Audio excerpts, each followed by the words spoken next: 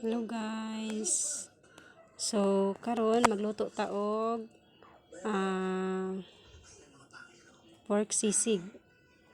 Okay, so lagay natin ating pork belly, lagyan ng tubig at paminta, laurel at ilaga natin. Okay. So kunin natin yung mga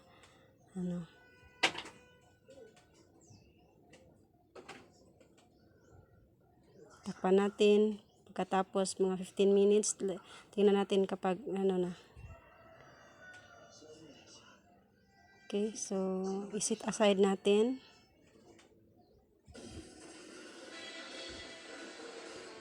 Lagyan natin ng asin.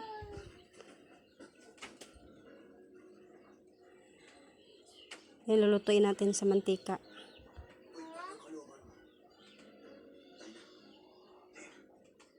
So, tingnan natin. Balik-tarin natin hanggat siya crispy. So, tapos na. Kunin na natin. Okay, so lutuin natin yung iba. Okay, nandyan na ang result niya, guys. Okay, wow, ang crispy. So, hiwa-hiwain natin ng maliit.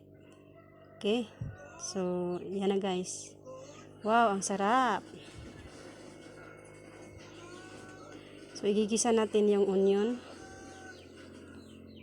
yung sibuyas, pagkatapos yung bawang,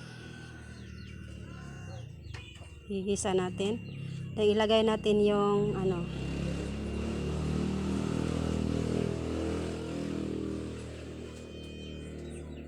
lagyan natin ng patis, oyster sauce, so juice na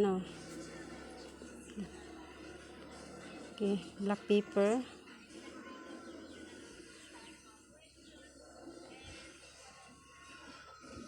haluin natin.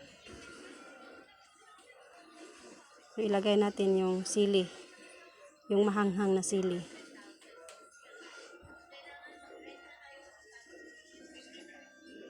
Okay, wow, ang sarap na, guys. So, maglagay tayo ng yun.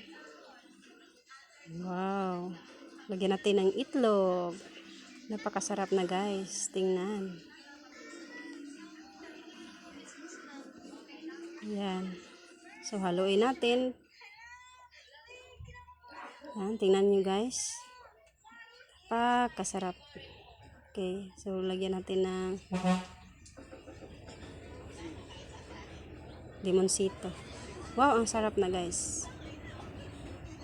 Okay, handa na ninyo ang inyong kanin. Napakasarap na. Okay.